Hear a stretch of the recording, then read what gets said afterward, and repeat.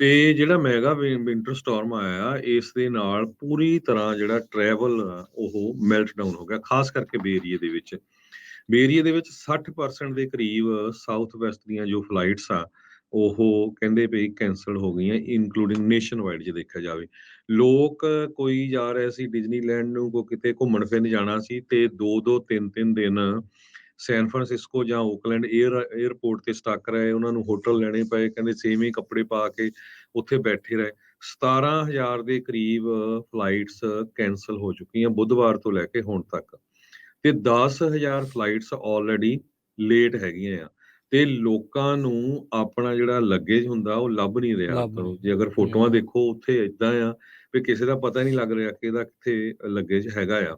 ਬੇ area ਦੇ ਵਿੱਚ Auckland international airport, ਸੈਨ ਹੋਜ਼ੇ, ਮਿਨੇਟਾ international airport, San Francisco, ਸਾਰਿਆਂ ਦੀ ਜਿਹੜੀ ਸਿਚੁਏਸ਼ਨ ਇਸ ਟਾਈਮ ਦੇ ਉੱਤੇ ਬਹੁਤ ਬੁਰੀ ਬਣੀ ਹੋਈ ਹੈਗੀ ਆ। ਇਹ ਮੇਰੇ ਖਿਆਲ ਨਾਲ ਬਹੁਤ ਲੰਮੇ ਸਮੇਂ ਬਾਅਦ ਇਦਾਂ ਦੀ ਜਿਹੜੀ ਸਿਚੁਏਸ਼ਨ ਹੋਈ ਆ।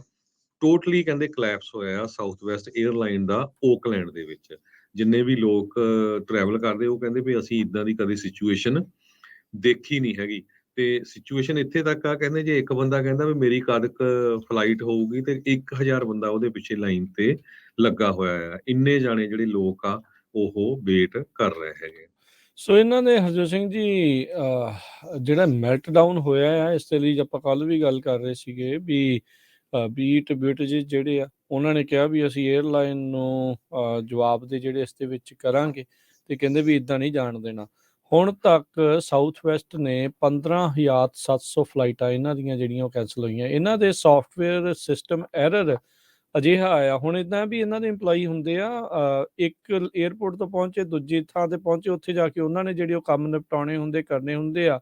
ਜਦੋਂ ਇੱਕ ਤੋਂ ਬਾਅਦ ਕੈਂਸਲ ਹੋਈਆਂ, ਐਸਾ ਡੋਮੀਨੋ ਇਫੈਕਟ ਇਹਨਾਂ ਦਾ ਪਿਆ ਆ ਵੀ ਥਾਵਾਂ ਦੇ ਉੱਤੇ ਕੋਈ ਪਹੁੰਚ ਨਹੀਂ ਸਕਿਆ, ਨਾ ਹੀ ਕੁਛ, ਨਾ ਜਹਾਜ਼ ਪਹੁੰਚੇ ਤੇ ਨਾ ਇੰਪਲਾਈ ਜਿਹੜੇ ਉਹ ਪਹੁੰਚੇ ਹੈਗੇ ਆ। ਸੋ ਕਹਿੰਦੇ ਵੀ ਕੱਲ 84% ਸਾਊਥ ਵੈਸਟ ਫਲਾਈਟਾਂ ਕੈਂਸਲ ਹੋਈਆਂ, ਜਿਹੜੀਆਂ ਕੁੱਲ ਫਲਾਈਟਾਂ ਦੇ ਵਿੱਚੋਂ ਜਿਹੜੇ ਕੈਂਸਲ ਹੋਣ ਵਾਲਿਆਂ ਦਾ ਇਹਨਾਂ ਦਾ ਇਹ ਸੀਗਾ।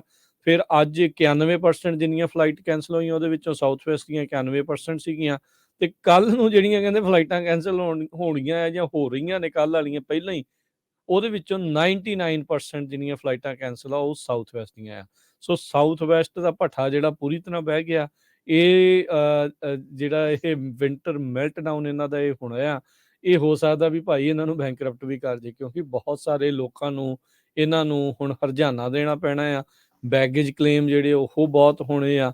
ਲੋਕ ਤੰਗ ਪਰੇਸ਼ਾਨ ਜਿਹੜੇ ਉਹ ਹੋਏ ਆ, ਬਦਦੁਆਵਾਂ ਜਿਹੜੀਆਂ ਲੱਗਣੀਆਂ ਉਹ ਵੱਖਰੀਆਂ ਨੇ। ਸੋ ਇਸ ਟਾਈਮ ਬਹੁਤ ਬੁਰਾ ਹਾਲ ਇਹਨਾਂ ਦਾ ਚੱਲ ਰਿਹਾ ਹੈਗਾ ਆ। ਜਿਹੜੇ ਬੌਬ ਜਾਰਡਨ ਆ 에ਅਰਲਾਈਨ ਦੇ ਜਿਹੜੇ CEO, ਉਹਨਾਂ ਨੇ ਸਿੱਧੀ ਗੱਲ ਵੀ ਜਿਹੜੀ ਪੀਟ ਬਿਊਟਿਜੇਜ ਦੇ ਨਾਲ ਕੀਤੀ ਹੈਗੀ ਆ। ਤੇ ਕਹਿੰਦੇ ਵੀ ਸਿਸਟਮ ਜਿਹੜਾ ਟੋਟਲੀ ਉਹਨਾਂ ਦਾ ਮੈਲਟਡਾਊਨ ਜਿਹੜਾ ਉਹ ਹੋ ਚੁੱਕਾ ਆ।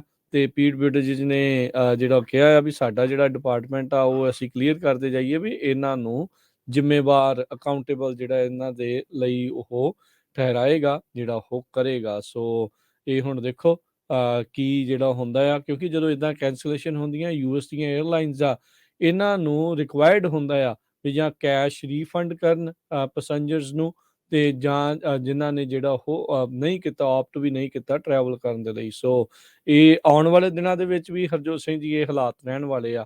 ਇੱਧਰ ਇਹੀ ਨਹੀਂ, ਕੈਨੇਡਾ ਦੇ ਵਿੱਚ ਆਪਣੇ ਗਵਾਂਢੀ ਮੁਲਕ ਦੇ ਵਿੱਚ ਵੈਨਕੂਵਰ 에ਅਰਪੋਰਟ, ਹੋਰ ਬਹੁਤ ਸਾਰੇ 에ਅਰਪੋਰਟਸ ਦੇ ਵਿੱਚ ਵੀ ਇੱਦਾਂ ਦੇ ਹੀ ਢੇਰਾਂ ਦੇ ਢੇਰ ਜਿਹੜੇ ਆ ਉਹ ਬੈਗਾਂ ਦੇ ਤੇ ਲੋਕਾਂ ਦੇ ਇਸ ਟਾਈਮ ਲੱਗੇ ਪਏ ਆ। ਤੰਗ ਪਰੇਸ਼ਾਨ ਨੇ ਬਹੁਤ ਸਾਰੇ ਥਾਵਾਂ ਦੇ ਉੱਤੇ। ਚੰਗੀ ਮੁਸ਼ਕਲਾਂ ਇਸ ਬਲਿਜ਼ਰਡ ਨੇ ਜਿਹੜੀਆਂ ਉਹ ਲਿਆਂਦੀਆਂ ਪਈਆਂ ਨੇ। ਜੀ ਬਿਲਕੁਲ। ਤੇ ਆਪਾਂ ਇੱਕ ਬ੍ਰੇਕ ਲੈਂਦੇ ਹਾਂ, ਬ੍ਰੇਕ ਤੋਂ ਬਾਅਦ ਫਿਰ ਤੁਹਾਡੇ ਨਾਲ ਹੋਰ ਖਬਰਾਂ ਜਿਹੜੀਆਂ ਇਕੋਨਮੀ ਨੂੰ ਲੈ ਕੇ ਤੇ ਹੋਰ ਤੁਹਾਡੇ ਨਾਲ ਸਾਂਝੀਆਂ ਕਰਾਂਗੇ।